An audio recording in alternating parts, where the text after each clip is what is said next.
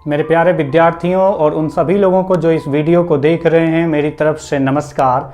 आज time speed distance की इस क्लास में हम लोग जो डिस्कस करने वाले हैं बोट एंड स्ट्रीम का ये सेकेंड पार्ट है, सेकेंड वीडियो है। और आज की क्लास में जो डिस्कस करने वाले हैं, मैं अगर टाइम स्पीड डिस्टेंस की बात करूं तो वहां पर मैंने आपको बताया था कि कुछ क्वेश्चन ऐसे होते हैं जिसमें अगर आप उसको सॉल्व करने जाएंगे तो उसमें एक क्वाड्रेटिक इक्वेशन बनता है और उस क्वाड्रेटिक इक्वेशन को सॉल्व करने में थोड़ा सा लेंदी प्रोसेस होता है और उस लेंदी प्रोसेस से बचने के लिए क्वाड्रेटिक इक्वेशन बनाने की जगह हम लोग उसमें हिट एंड ट्रायल मेथड का अप्लाई करते हैं। हिट एंड ट्रायल मेथड का अप्लाई का मतलब यहां पर हम बात कर रहे हैं कि जो ऑप्शन दिया गया है उसमें से कोई एक वैल्यू तो आपका आंसर होगी, क्योंकि जो आपसे क्वेश्चन में पूछा जाता है वही तो ऑप्शन आपके 4 रखे जाते हैं और उसी से रिलेट करके 4 ऑप्शन में से कोई एक आंसर सही होता है उस क्वेश्चन का। तो हम लोग क्या करते हैं कि जो ऑप्शन है उस ऑप्शन में से एक वैल्यू, कोई एक ऑप्शन उठा करके चेक करते हैं कि दी गई कंडीशन, क्वेश्चन में दी गई कंडीशन को क्या वो ऑप्शन सेटिस्फाई कर रहा है। अगर वो ऑप्शन सेटिस्फाई कर जाता है तो हम कहते हैं कि वही ऑप्शन सही आंसर है। अगर नहीं करता है तो नेक्स्ट ऑप्शन पे चलते हैं। और ध्यान ये भी रखना पड़ता है कि हर एक ऑप्शन को चेक करते वक्त ऐसा वाला ऑप्शन पहले नहीं चेक करते हैं जिसमें चेक करने में हमें ज्यादा कैलकुलेशन करनी पड़े। और इसमें और पॉइंट आपको यह भी ध्यान रखना है कि अगर कैलकुलेट करना भी चाहते हैं तो सिर्फ अप्रोक्स चेक करेंगे।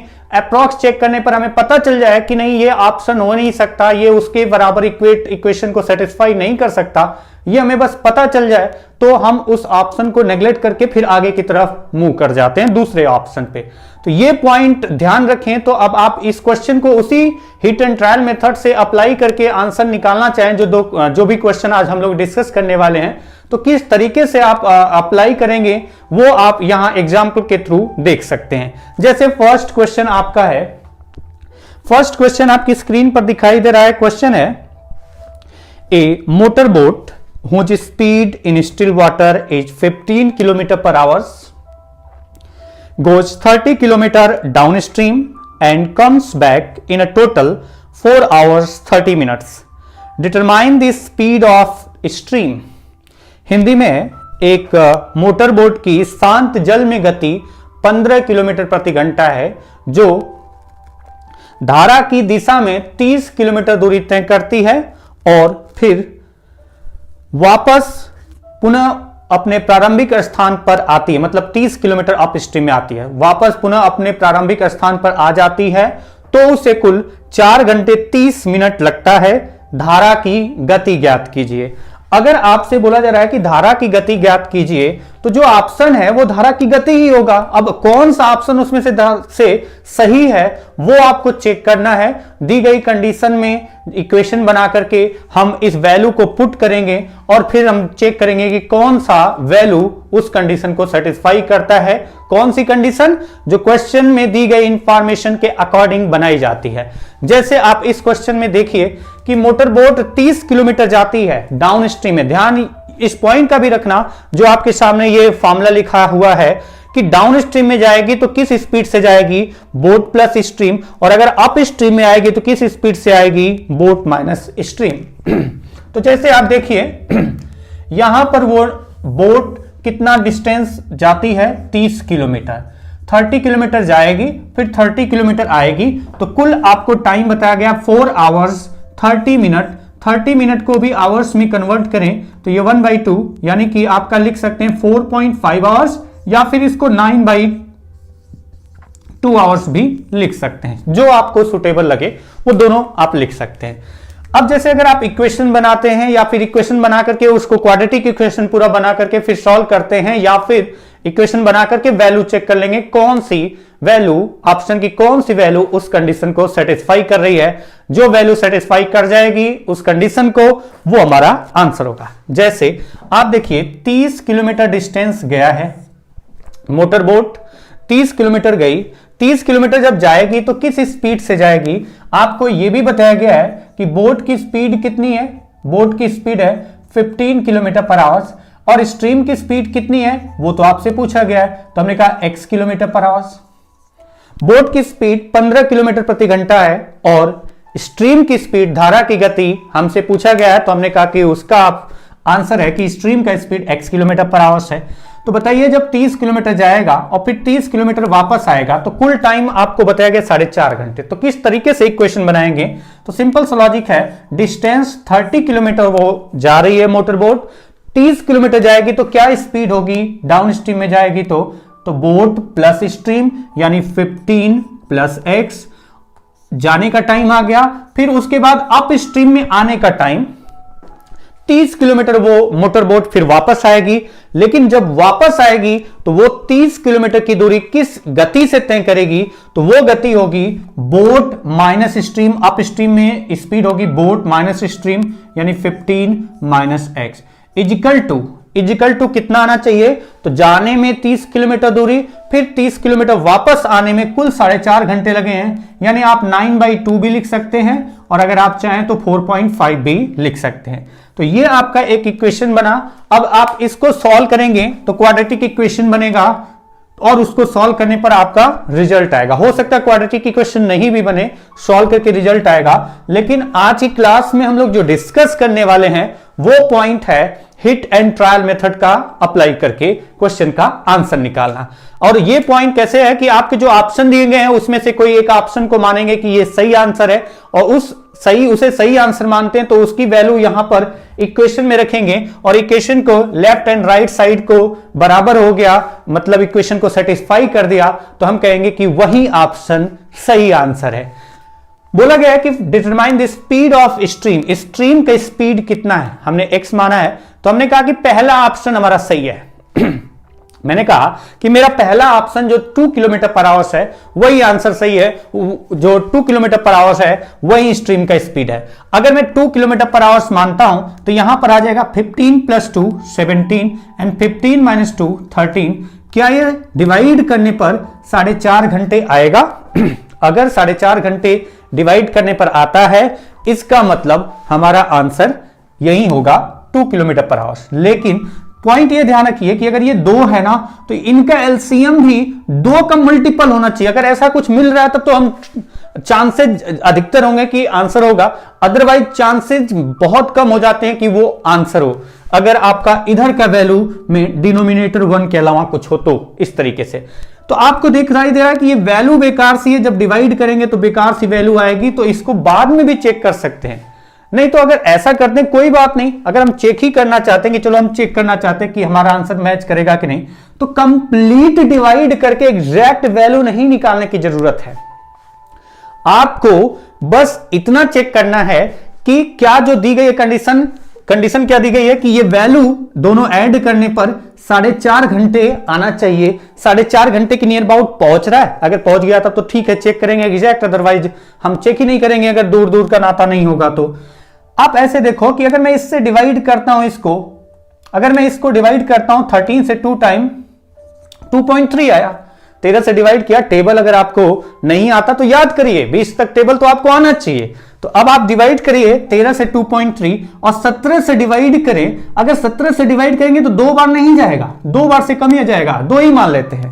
तो हमें देखते ही समझ में आ जाएगा, ये सब लिखने की जरूरत नहीं होगी। 13 से डिवाइड किया, एक बार लिखा 2.3, 17 से डिवाइड करने पर 2 बार से कम जा रहा है। अगर 2 भी मानते हैं तो ये 4.5 के बराबर नहीं होगा, यानी कि हमारा आंसर जो फर्स्ट माना है वो हमारा ऑप्शन आंसर नहीं है। नेक्स्ट ऑप्शन पे चलेंगे। नेक्स्ट ऑप्शन है आपका 4 किलोमीटर पर आवर, 4 किलोमीटर प्रति घंटा। हमने कहा कि आंसर 4 किलोमीटर प्रति घंटा है। हमने माना 4 किलोमीटर, तो यानी कि ये कितना हो जाएगा 15 + 4 19, 15 - 4 11। इनका जो एलसीएम आएगा वो 2 का मल्टीपल नहीं है, तो फिर इसके भी चांसेस कम हो गए होने के। फिर भी अगर मुझे चेक करना होगा तो मैं कहूंगा चलो डिवाइड कर लेते हैं। अगर मैं इसको डिवाइड करता हूं तो ये कितनी बार जाएगा 2 पॉइंट। अगर मुझे चेक ही करना है, वो पहले ही पता चल चुका है कि नहीं होने के चांसेज है, इसके चांसेज है, तो हम कह रहे हैं कि इसको डिवाइड किया 2 बार 2.7 समथिंग, 2.8 बहुत जाएगा, 2.7 गया। अगर मैं इसको डिवाइड करता हूं तो आप डिवाइड कीजिए 19 बन जा 19 बचा 11 पॉइंट लगाया 0 बढ़ाया 110।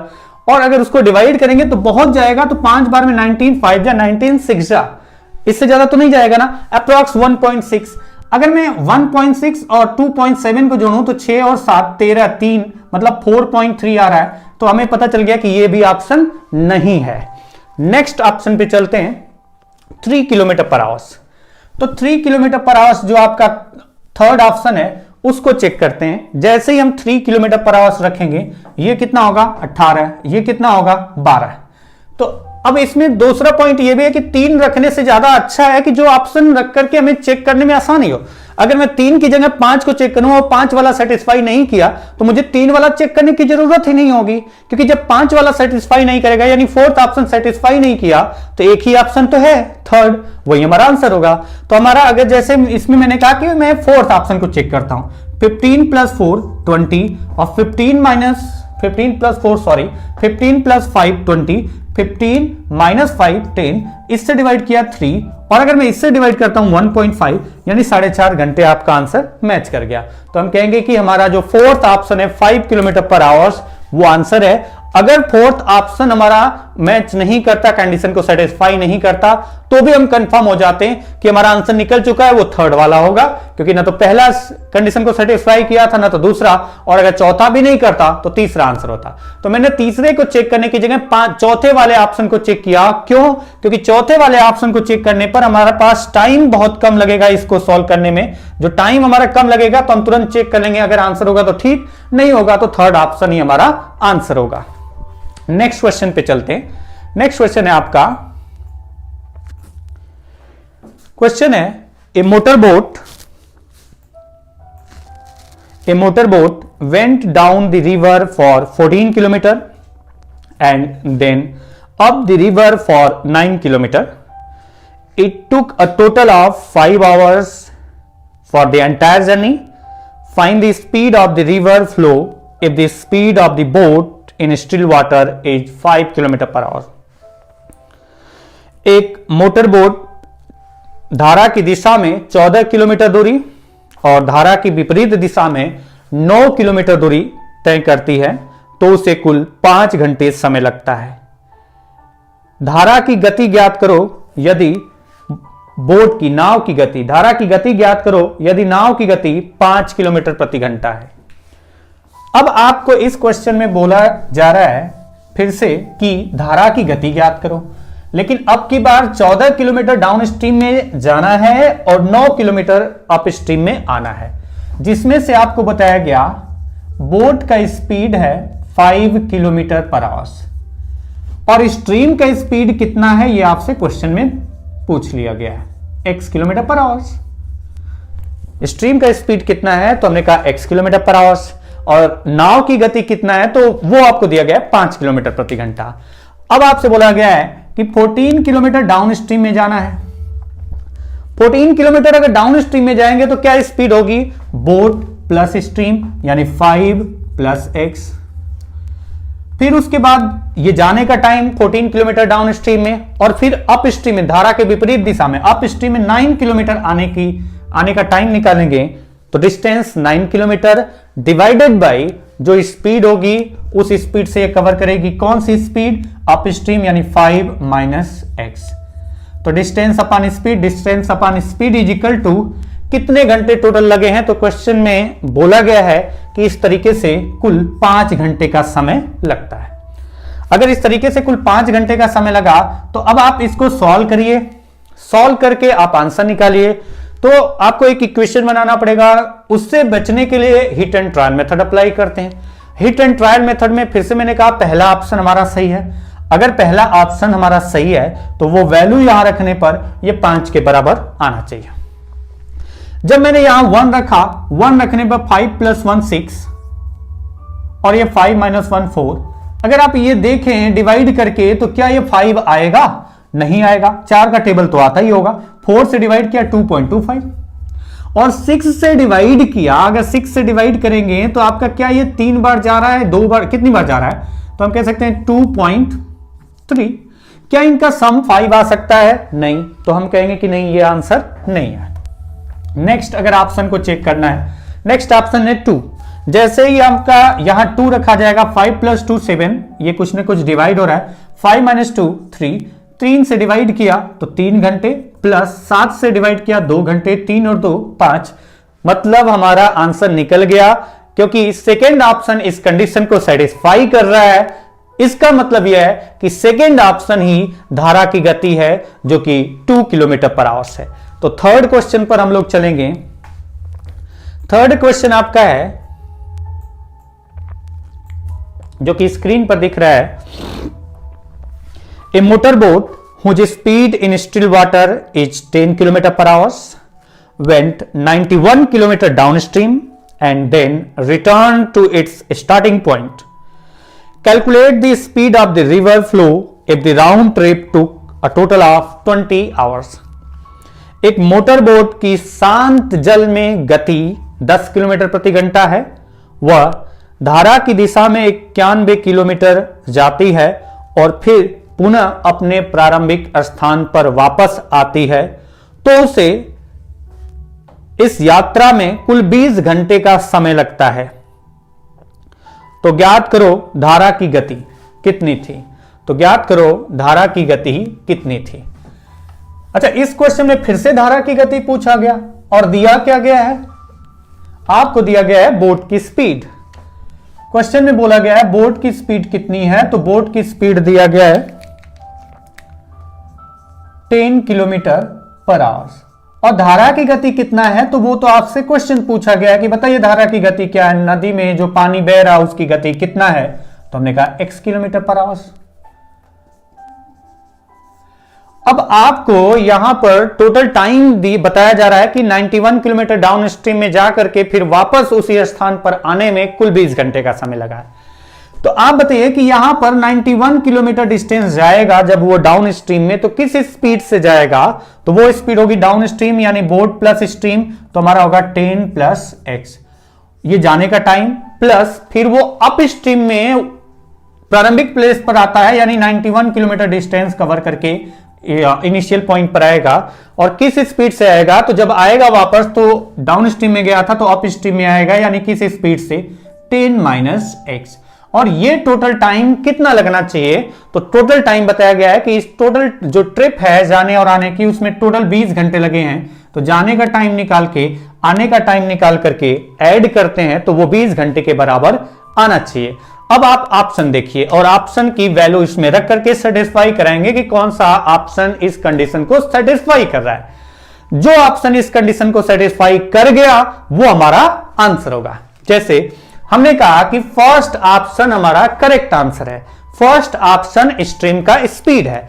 तो अगर हम फर्स्ट ऑप्शन जो कि 3 किलोमीटर पर आवर है, अगर मैं उसको स्ट्रीम का स्पीड मानता हूं तो हमारा अगर 3 यहां पर रखा जाएगा तो 13 और यहां 3 रखेंगे तो कितना 7। वैसे 13 और 7 13 का टेबल 13 का टेबल तो आता ही होगा, अगर आता नहीं है तो आता नहीं है तो याद करो, इसके अलावा और कोई रास्ता नहीं है। टेबल अगर आप नहीं याद करते हैं तो प्रॉब्लम आपको होने वाली है। क्यों? क्योंकि पूरे मैथ का जो भी क्वेश्चन आपका आएगा, जितना भी क्वेश्चन कहीं से भी उठा करके देख लो, सबसे इंपॉर्टेंट है 20 तक का टेबल। अगर वही नहीं आता तो हर क्वेश्चन में 2-3 कैलकुलेशन मिल जाती हैं कम से कम। चलो अगर कम से कम 2 ही मिल जाती हैं तो अगर एक क्वेश्चन की एक कैलकुलेशन को करने में 2-3 सेकंड टेबल नहीं आने की वजह से अगर 2-3 सेकंड एक्स्ट्रा लेते हो आप, तो एक क्वेश्चन में 3 सेकंड 4 सेकंड अगर एक्स्ट्रा लेते हो तो 25 क्वेश्चन अगर प्री सीजीएल में प्री एग्जाम में आते हैं तो सोचो 100 सेकंड हो गया, यानी आपका कम से कम 1.5 मिनट से ज्यादा टाइम आपका बच जाएगा अगर आपकी कैलकुलेशन अच्छी है। तो मैं सिर्फ बात कर रहा हूं कि केवल एक कैलकुलेशन की, अगर वो ज्यादा कैलकुलेशन हो, मतलब हो सकता है कि एक कैलकुलेशन करने में 13 का टेबल नहीं आता है तो आप स्टार्ट हो जाएंगे 91 डिवाइडेड बाई 13, पता नहीं कैसे डिवाइड करेंगे तो वो आपके कैलकुलेशन वो 2-3 सेकंड नहीं, वो 5 से 10 सेकंड बर्बाद करता है। तो इसलिए मैं यही कहूंगा कि अगर आपको टेबल नहीं आता तो टेबल याद करो, टेबल 20 तक मिनिमम आपको आना चाहिए। क्यों आना चाहिए? क्योंकि अगर 20 तक टेबल आता है तो जब आपको कैलकुलेशन के पार्ट पे जाएंगे, क्वेश्चन में जहां पर भी कैलकुलेशन होगी, कॉन्सेप्ट के साथ कैलकुलेशन इंपॉर्टेंट होती है, और कैलकुलेशन अगर आपकी वीक है ना तो वहीं से आपको क्वेश्चन डिफिकल्ट लगना स्टार्ट हो जाता है और आप वहां से पीछे की तरफ मूव करना स्टार्ट करते हैं, छोड़ो जाने दो, हटाओ इस क्वेश्चन को। इसलिए आपको अपनी कैलकुलेशन को स्ट्रॉन्ग करना है और कैलकुलेशन को स्ट्रॉन्ग करने के लिए सबसे बेसिक फंडामेंटल है कि आपको 20 तक टेबल याद हो जाए। और याद करने का मतलब वो बचपन वाला कहानी नहीं, 13 1 जा 13, अगर 13 से डिवाइड करना है 13 इंटू 7 कितना होगा तो पढ़ना स्टार्ट किए, 13 1 जा 13, 13 2 जा 26, 13 3 जा 39। अब इस तरह से पढ़ने की जरूरत नहीं है, 13 7 जा 91, सीधा सीधा आपके दिमाग में वो ऐसा सेट हो जाना चाहिए, ऐसे याद होना चाहिए। अगर बोला जाए कि बताइए 13 5 जा कितना होगा, सीधा 65 आना चाहिए, ना कि 13 5 जा के लिए फिर से स्टार्ट हो जाए एक फर्स्ट सेकेंड थर्ड फोर्थ के पार्ट पे। तो टेबल इंपॉर्टेंट है, टेबल आपको आना चाहिए। तो अगर आप यहां देखो कि 10 + 3, पहला ऑप्शन अगर हम मानते हैं सही है तो 10 + 3 यानी 3 km/h सही है, तो 10 + 3 13 और 10 - 3 7, डिवाइड करते हैं, 13 7 जा 91 और 7 से 13 बार जाएगा, 7 और 13 आपका 20 आ गया, मतलब फर्स्ट ऑप्शन ही कंडीशन को सेटिस्फाई कर गया। तो हमारा फर्स्ट ऑप्शन ही स्ट्रीम का स्पीड है जो कि 3 km/h है। नेक्स्ट क्वेश्चन पे चलते हैं आगे। हम ऑप्शन को चेक ही क्यों करें जब पहला ही ऑप्शन हमारा कंडीशन को सेटिस्फाई कर गया। तो नेक्स्ट क्वेश्चन आपका है, क्वेश्चन है in a stream that is running at 2 km/h, a man goes 10 km upstream and comes back to the starting point in 55 minutes. Find the speed of the man in still water. एक आदमी 10 kilometre धारा के विपरीत दिशा में जाता है और फिर पुनः अपने प्रारंभिक स्थान पर आता है, तो उसे कुल 55 मिनट का समय लगता है। यदि धारा की गति 2 किलोमीटर प्रति घंटा है तो शांत जल में आदमी की गति ज्ञात करो। सॉरी, ये क्वेश्चन कहां भाग गया। तो शांत जल में आदमी की गति ज्ञात करो। कौन सा क्वेश्चन था? क्वेश्चन आपका यही था।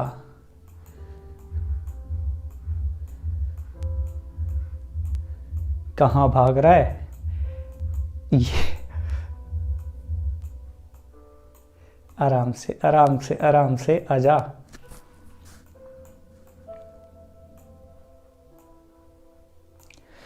क्वेश्चन आपका ये है।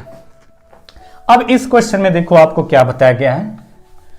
इस क्वेश्चन में आपको आदमी की शांत जल में गति फाइंड करनी है।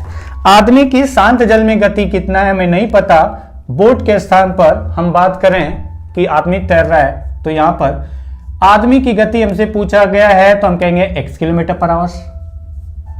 और स्ट्रीम का स्पीड कितना है तो वो हमें दे दिया गया है 2 km/h। आदमी की गति कितना है x km/h और जो धारा की गति है ना वो आपको दी गई है कितना 2 km/h। अब बोला जा रहा है कि 10 किलोमीटर जाकर के फिर 10 किलोमीटर वापस आकर के प्रारंभिक स्थान पर पहुंचना है तो कुल 55 मिनट समय लगता है। तो बताइए आदमी की गति कितना है। तो 10 किलोमीटर जब जाएगा तो कितना समय लगा डाउन स्ट्रीम में अगर जाएगा तो यहां पर पॉइंट एक और ध्यान देने वाला है। पॉइंट ये ध्यान देने वाला है कि हम रट्टा नहीं मार लेंगे कि हमेशा जो x होगा वही न्यूमेरिकल वैल्यू में प्लस या माइनस होगा। मतलब हम ये नहीं कहेंगे कि डाउन स्ट्रीम होगा तो 2 + x, अप स्ट्रीम होगा तो 2 - x। इंपॉर्टेंट ये है कि boat minus stream and boat plus stream होता है। यानी मैन के स्पीड में या तो रिवर का स्पीड स्ट्रीम का स्पीड या तो जुड़ेगा या स्ट्रीम का स्पीड माइनस होगा, न कि स्ट्रीम में से मैन का स्पीड।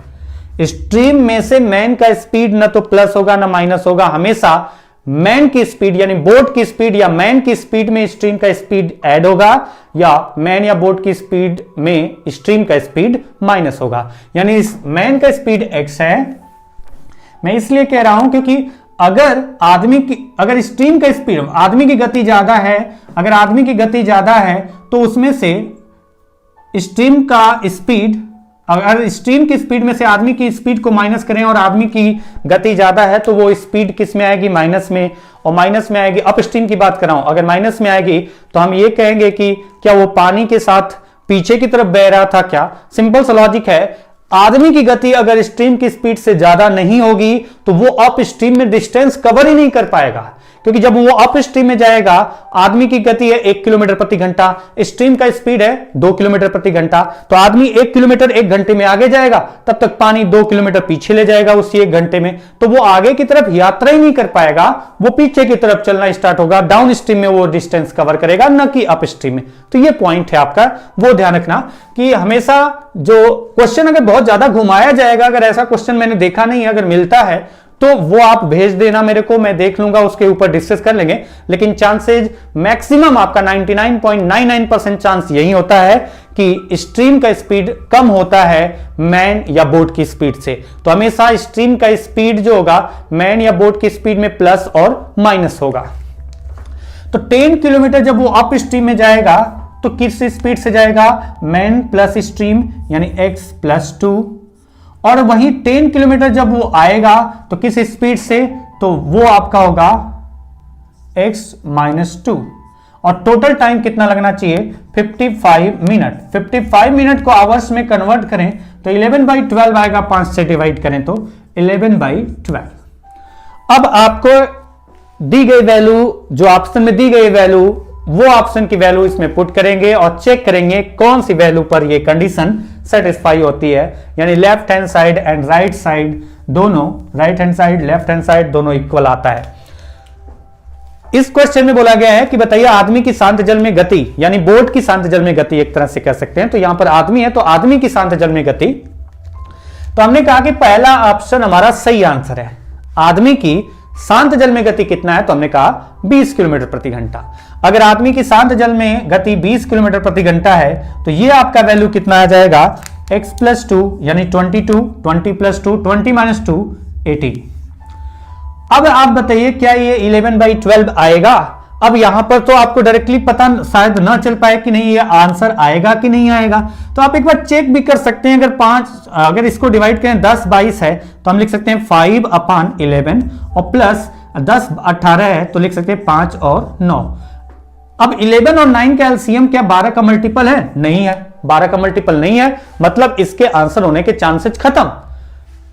मैक्सिमम चांसेज है कि अब ये ऑप्शन आंसर नहीं होगा, लेकिन फिर भी चेक करना चाहते हैं तो 9 5 जा 45 और ये 55, अगर देखें तो 55 45 यानी 100/11 9 जा 99। क्या ये 11/12 आएगा? नहीं आएगा, मतलब फर्स्ट ऑप्शन हमारा करेक्ट आंसर नहीं है। सेकेंड ऑप्शन, अगर हम सेकेंड ऑप्शन को मानते कि हमारा सेकेंड ऑप्शन सही आंसर है, तो सेकेंड ऑप्शन हम मैन की स्पीड मानते हैं। तो मैन की स्पीड जैसे यहां पर रखेंगे आप तो 22 प्लस 2 24, 22 माइनस 2 20, और अब आप चेक करेंगे तो आपको पता चलेगा कि आंसर है या नहीं।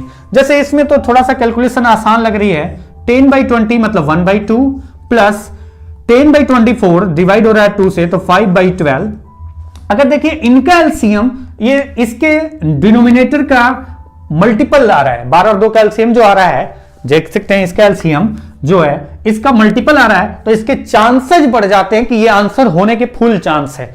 हम ये नहीं कह रहे हैं कि यही आंसर होगा, लेकिन फुल चांस है कि इसका आंसर यही होगा। जैसे ही आप इसको ऐड करेंगे 5 × 2 10 और प्लस 12 कितना हुआ 10 + 12 22/12 × 2 24, यानी आपका कितना आ गया 11/12, या आपका मतलब यहां पर इस कंडीशन को सेटिस्फाई कर रहा है। ये 22 किलोमीटर प्रति घंटा आदमी की शांत जल में गति मानते हैं तो हमारा आंसर सेकंड सही है कि उस आदमी की शांत जल में गति कितना होगी 22 किलोमीटर प्रति घंटा। अगले क्वेश्चन पे आते हैं। अगला जो क्वेश्चन है, नेक्स्ट क्वेश्चन जो आपकी स्क्रीन पर दिख रहा है, क्वेश्चन है A boat sails down the river for 10 km and then up the river for 6 km. The speed of the river flow is 1 km/h.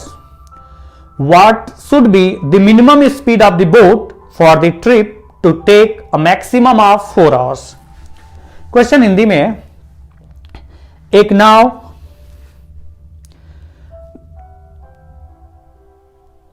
धारा की दिशा में 10 किलोमीटर दूरी और धारा की विपरीत दिशा में 6 किलोमीटर दूरी तय करती है। यदि धारा की गति 1 किलोमीटर प्रति घंटा है तो उस नाव की मिनिमम न्यूनतम गति क्या है जिससे कि उस यात्रा में अधिकतम 4 घंटे लगे, अधिकतम मैक्सिमम 4 घंटे लगे, यानी 4 घंटे से ज्यादा नहीं लगना चाहिए। तो चलिए क्वेश्चन को देखते हैं किस तरीके से करना है। ये मिनिमम मैक्सिमम ऐसा क्या है, इसमें ध्यान देना, तो वो आपको समझ में आ जाएगा जब हम लोग यहां डिस्कस कर रहे हैं, जब बनाएंगे इक्वेशन। तो 10 किलोमीटर, पहले तो ये बताया गया है कि धारा की गति जो है वो 1 किलोमीटर पर आवर है, और आदमी की गति कितना होनी चाहिए हमें नहीं पता, x किलोमीटर पर आवर। आदमी की गति कितना होनी चाहिए, x किलोमीटर पर आवर। लेकिन इसमें पॉइंट ये ध्यान देने वाला है कि ये जो x है वो क्या आना चाहिए, मिनिमम आपको रखना है कि जो आदमी की गति है वो मिनिमम कितना होनी चाहिए जिससे कि मैक्सिमम 4 घंटे लगे, मतलब 4 घंटे से ज्यादा समय नहीं लगे। तो आदमी की गति मिनिमम कितना हो कि मैक्सिमम 4 घंटे लगे, यानी 4 घंटे से ज्यादा नहीं लगे, मतलब कि जो टाइम लगे या तो 4 घंटे लगे या 4 घंटे से कम, कंडीशन आदमी की गति मिनिमम हो। अब आप इक्वेशन को देखें तो वो कितने किलोमीटर जा रहा है अप स्ट्रीम में, 10 किलोमीटर, सॉरी डाउन स्ट्रीम में तो 10 किलोमीटर। 10 किलोमीटर जब वो डाउन स्ट्रीम में जाएगा तो किस गति से जाएगा, 10 किलोमीटर वो डाउन स्ट्रीम में जाएगा तो उसकी गति कितना होगी, तो वो गति होगी मैन प्लस स्ट्रीम यानी x+1, प्लस जब वो वापस आएगा तो कितना वापस आ रहा है अप स्ट्रीम में 6 किलोमीटर। तो किस गति से ये डिस्टेंस कवर कर रहा है, तो वो अप स्ट्रीम है तो x-1। और ये जो टाइम आना चाहिए वो टोटल कितना आना चाहिए, तो बोला गया मैक्सिमम 4 घंटे आना चाहिए, मतलब अधिकतम 4 घंटे हो, 4 घंटे से ज्यादा नहीं हो। और अगर 4 घंटे से ज्यादा नहीं हो तो या तो 4 घंटे के बराबर हो या 4 घंटे से कम हो, 4 घंटे से ज्यादा नहीं होना चाहिए, ये कंडीशन है। ये कंडीशन हो गई कि ये वैल्यू जो टाइम आना चाहिए टोटल जाने आने का वो 4 घंटे से ज्यादा नहीं होना चाहिए, यानी 4 घंटे या 4 घंटे से कम आना चाहिए। अब हमारा जो ऑप्शन है, हमें उस मैन की गति या जो भी बोट होगी, बोट की स्पीड, यहां पर मैन के स्थान पर हम बात करें, बोट आदमी चला रहा होगा, बोट की स्पीड जो होनी चाहिए वो मिनिमम होनी चाहिए। तो जो ऑप्शन में मिनिमम वैल्यू होगी पहले उसी को चेक करेंगे, हो सकता है वही आंसर ये पहला ही ऑप्शन मैच कर जाए, तो फिर आगे हम चेक ही नहीं करेंगे। तो हमने कहा कि हमारा आंसर कौन सा है, उस बोट का स्पीड 2 किलोमीटर पर आवर, क्योंकि इन चारों ऑप्शन में सबसे कम स्पीड 2 किलोमीटर पर आवर है।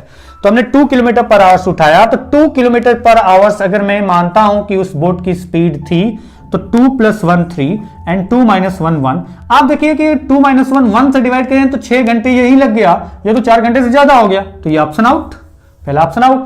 दूसरा ऑप्शन आते हैं 3 किलोमीटर प्रति घंटा।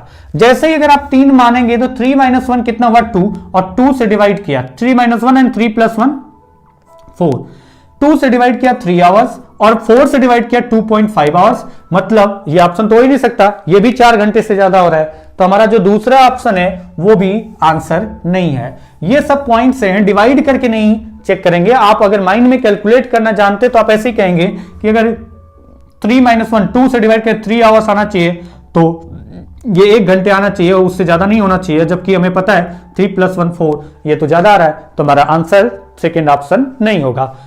थर्ड ऑप्शन हो गया, फोर्थ ऑप्शन हो गया। तो अगर हम बात करते हैं इसमें कि थर्ड ऑप्शन हमारा सही है 4 किलोमीटर पर आवर, तो 4 - 1 3 और 4 + 1 5, ये तो डिविजिबल भी अच्छा खासा लग रहा है, चांसेस भी इसके हो गए आंसर होने के। 3 से डिवाइड किया 2 और 5 से डिवाइड किया 2, यानी 2 + 2 4। तो हमारा यहां पर जो स्पीड मान रहे हैं 4 किलोमीटर प्रति घंटा, तो उस पर हमारा जो आंसर आ रहा है वो 4 घंटे के बराबर आ रहा है, 4 घंटे के बराबर आ रहा है। हमारा 4 घंटे से ज्यादा तो नहीं जा रहा है, जब ज्यादा नहीं जा रहा है तो 4 और एक और ऑप्शन है 5, हो सकता है 5 पर भी कुछ वैल्यू आए। लेकिन हम अगला ऑप्शन क्यों चेक करें जो कंडीशन को सेटिस्फाई कर गया। क्या कंडीशन को सेटिस्फाई कर गया? थर्ड ऑप्शन कि 4 घंटे से ज्यादा नहीं होना चाहिए, और 4 घंटे से ज्यादा नहीं होना चाहिए और मिनिमम होना चाहिए। तो मिनिमम आपका इन दोनों में से हो ही नहीं सकता, 4 5 में से 4 ही है, तो हमारा कहेंगे यहां पर कि आंसर कौन सा सही है, 4 किलोमीटर प्रति घंटा। नेक्स्ट क्वेश्चन पे चलते हैं। क्वेश्चन नेक्स्ट है आपका,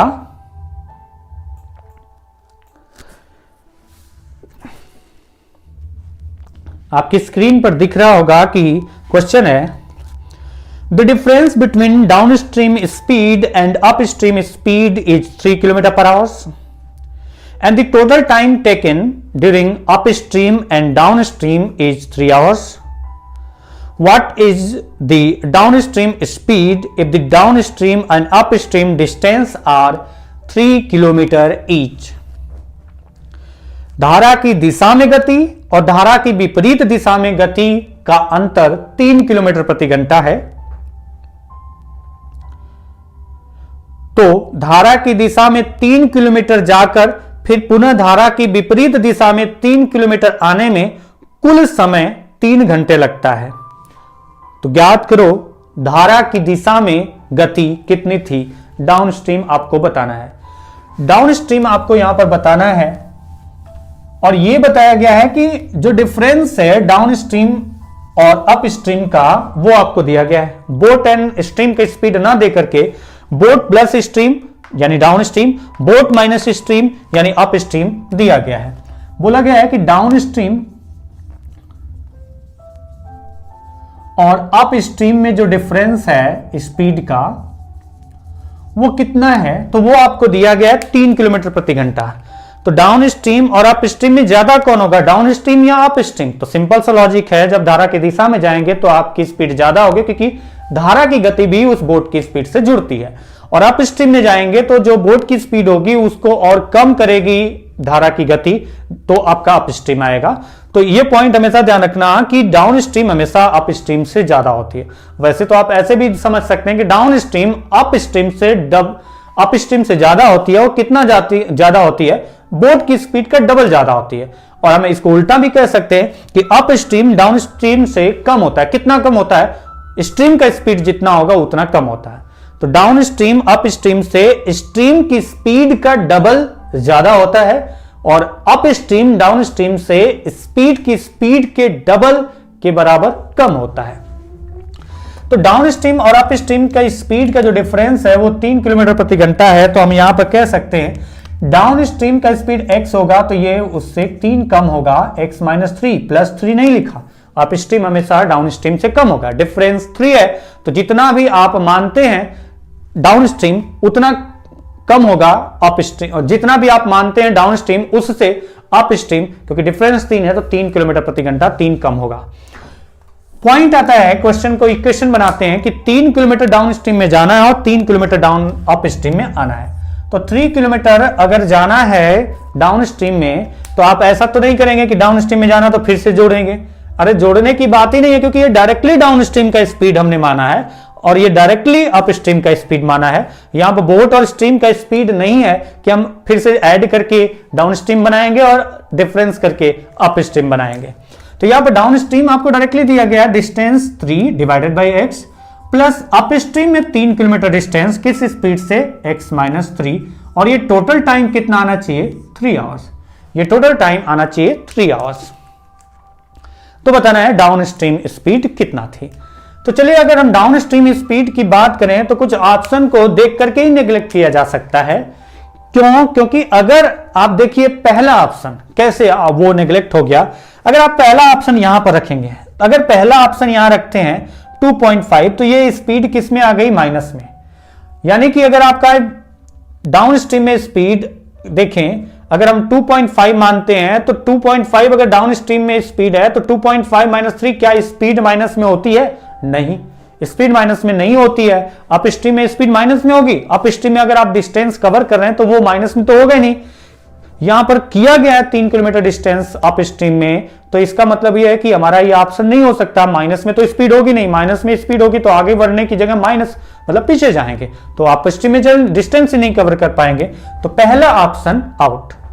सेकेंड ऑप्शन भी आउट। सेकेंड ऑप्शन इसलिए आउट क्योंकि अगर जैसे ही यहां पर आप रखेंगे, यहां पर रखेंगे 4, यहां पर 4 माइनस 3, 4 माइनस 3 मतलब 1, और 1 से अगर इसको डिवाइड करेंगे तो 3 घंटे तो यहीं लग गया, और 3 घंटे आना चाहिए, 3 घंटे यहां लग गया, यहां पर कुछ न कुछ और आएगा। इसका मतलब सेकेंड ऑप्शन भी हमारा आंसर नहीं होगा। अब बचे 2 ऑप्शन। अब 2 ऑप्शन में से चाहो तो फायदा उठा सकते हो, और आपको यह फायदा उठाना चाहिए कि हो सकता है आपको देखते ही पता चल जाए कि ये वाला ऑप्शन नहीं होगा, मतलब जो बचा वही आंसर होगा। 2 ऑप्शन नेग्लेक्ट होंगे, इनमें से एक किसी को चेक करेंगे, अगर वो मैच नहीं किया तो अगला वाला ऑप्शन आपका आंसर होगा। हमने कहा फोर्थ ऑप्शन आसान है। क्यों आसान है चेक करना? क्योंकि जब फोर्थ ऑप्शन रखेंगे 3.3 किलोमीटर पर आवर, तो 3.3 रखेंगे तो ये आएगा 0.3, और 0.3 से डिवाइड करें तो 10 घंटे यहीं आ गया। अगर 10 घंटे आ गया तो 3 घंटे के बराबर होना चाहिए, 10 आवर्स तो यहां आ गया, बाकी यहां पर भी आएगा, तो ये तो आपका 3 घंटे के बराबर हो ही नहीं सकता। इसका मतलब यह है कि फर्स्ट, सेकेंड और फोर्थ ऑप्शन हमारा आंसर नहीं है, यानी कि हमारा आंसर क्या है 4.33 किलोमीटर पर आवर। वैसे अगर आप इसको चेक करेंगे तो आएगा आंसर, लेकिन ये अप्रोक्सी दिया गया है, अप्रोक्सीमेट दिया गया है, तो 3 ऑप्शन आउट है, तो हमें चौथा ऑप्शन चेक करने की जरूरत ही नहीं है। क्यों हम चेक करेंगे जब हमें पता चल गया कि ये तीनों ऑप्शन नहीं है, तो चौथा ऑप्शन तो आंसर ही होगा। तो इस क्वेश्चन का आंसर 4.33 किलोमीटर पर आवर होगा। नेक्स्ट क्वेश्चन पे आते हैं। क्वेश्चन नेक्स्ट है, two points A and B are located 48 kilometer apart on the river front. A motorboat must go from A to B and return to A as soon as possible. The river flows at 6 km per hour. What must be the least speed of the motorboat in still water for the trip from A to B and back again to be completed in not more than 6 hours? Assume that the motorboat does not stop at B. ये भी assume करना है कि वो motor boat जाती है फिर आती है, लेकिन वो रुकती नहीं है। कहां नहीं रुकती है? बी पे नहीं रुकती है। तो इस क्वेश्चन को हिंदी में समझाने की जगह मैं फिगर के थ्रू हिंदी में समझा दे रहा हूं, वो आप समझ लो। इसका ट्रांसलेशन करने की जगह आप बस समझ लो कि क्वेश्चन क्या है। क्वेश्चन ये है, 2 पॉइंट्स हैं, एक तो आपने बना दिया रिवर। अब इस रिवर में पानी बह रहा होगा किसी डायरेक्शन में, इसमें 2 प्लेस है, 2 पॉइंट है, 2 पॉइंट ए एंड बी है, जो कि कितनी दूरी पर है। जैसे एक ए ले लिया, दूसरा बी ले लिया। ए और बी के बीच का डिस्टेंस कितना दिया गया है? तो ये जो आपके 2 पॉइंट्स हैं, इनके बीच का डिस्टेंस दिया गया है कितना? 48 किलोमीटर की दूरी पर है। 48 किलोमीटर की दूरी पर है, और जो नाव धारा है, बोट है, सॉरी स्ट्रीम है, धारा की गति जो है वो कितना दी गई है? 6 किलोमीटर पर आवर। धारा की गति 6 किलोमीटर प्रति घंटा है, और जो मोटर बोट है ए से बी जाती है, धारा की गति 6 किलोमीटर प्रति घंटा है। इन 2 प्लेस के बीच में डिस्टेंस 48 किलोमीटर है। एक नाव चलती है, यहां से जाती है ए से बी, और फिर बी से फिर ए आती है, टोटल 48 किलोमीटर जाके फिर 48 किलोमीटर वापस आती है, तो उसे कुल 6 घंटे से ज्यादा समय नहीं लगता है। यही तो दिया गया है, तो उसे कुल 6 घंटे से ज्यादा समय नहीं लगता है। Go from A to B and return to A as soon as possible. The river flow at 6 km per hour. What must be the least speed of the motorboat in still water for the trip from A to B and back again to the completed not more than 6 hours. तो उस धारा की गति, motorboat की गति minimum आपको कितना होना चाहिए? मोटरबोट लिखने की जगह मैं डायरेक्टली लिखता हूं बोट की स्पीड। बोट की स्पीड हमने कहा x किलोमीटर पर आवर, और ये बोला गया है कि जो बोट की स्पीड है x किलोमीटर पर आवर, वो मिनिमम कितना होनी चाहिए? बोट की स्पीड मिनिमम कितना होनी चाहिए जिससे, बोट की स्पीड मिनिमम कितना होनी चाहिए जिससे 48 किलोमीटर जाके फिर वापस 48 किलोमीटर आने के बाद, प्रारंभिक स्थान पर पहुंचने के बाद टाइम देखें तो वो 6 घंटे से ज्यादा नहीं आना चाहिए। तो 48 किलोमीटर जाना है और फिर 48 किलोमीटर आना है वापस।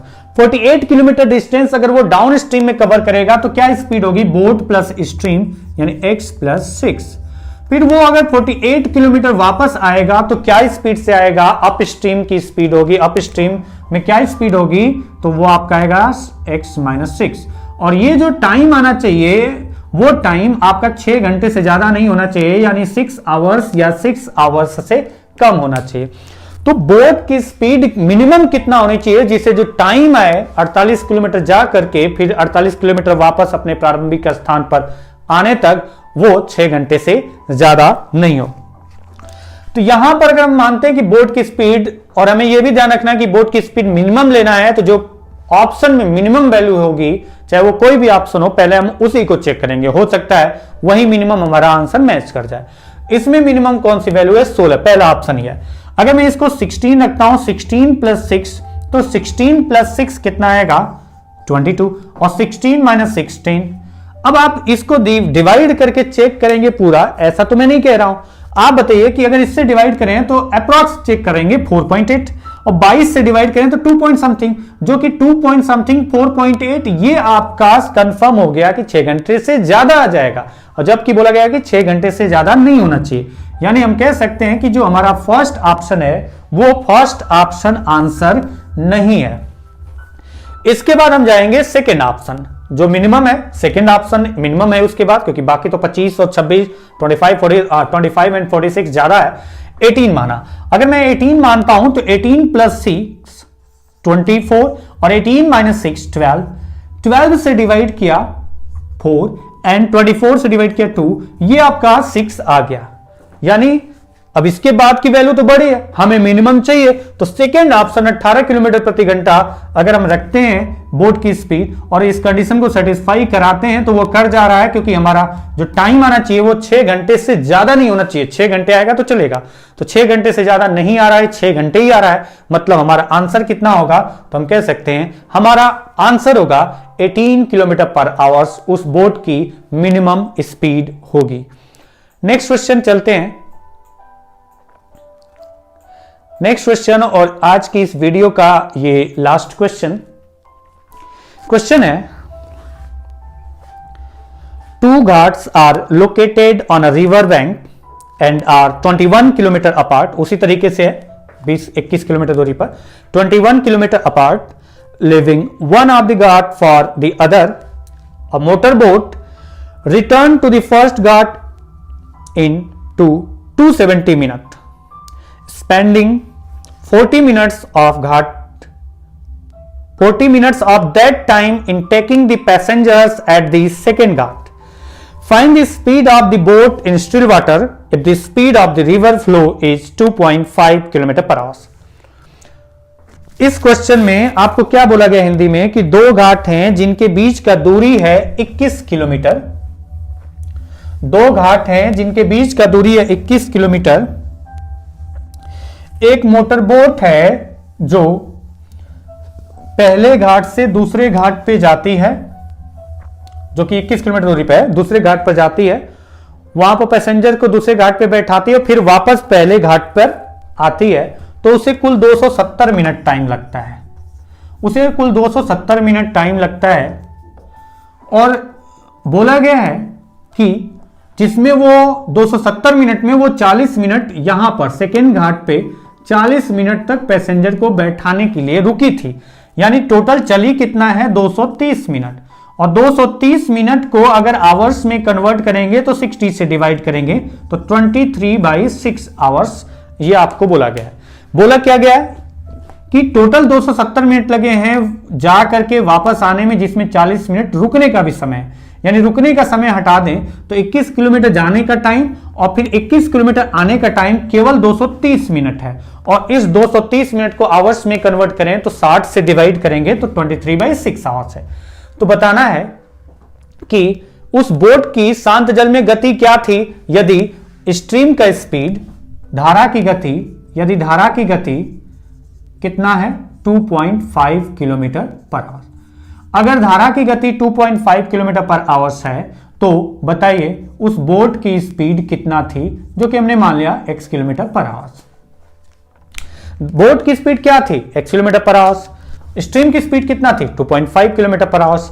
जाना कितना है दूरी 21 किलोमीटर, 21 किलोमीटर जाने में कितना टाइम लगेगा, तो हम कहेंगे डिस्टेंस 21 डिवाइडेड बाई, अगर वो डाउन स्ट्रीम में पहले जा रही है तो स्पीड क्या होगी x प्लस 2.5, जाने का टाइम प्लस वापस आएगी 21 किलोमीटर, तो किस स्पीड से आएगी अप स्ट्रीम में, तो अप स्ट्रीम में स्पीड होगा x माइनस 2.5। और ये टोटल टाइम जो लगना चाहिए वो कितना लगना चाहिए, तो ये आपको बताया गया है क्वेश्चन में, जो कि इंफॉर्मेशन से निकाला कि जाने वाला टाइम और आने वाला टाइम, रुकने का टाइम हटा दीजिए, जाने में लगा टाइम और आने में लगा टाइम, टोटल कितना आना चाहिए 23/6।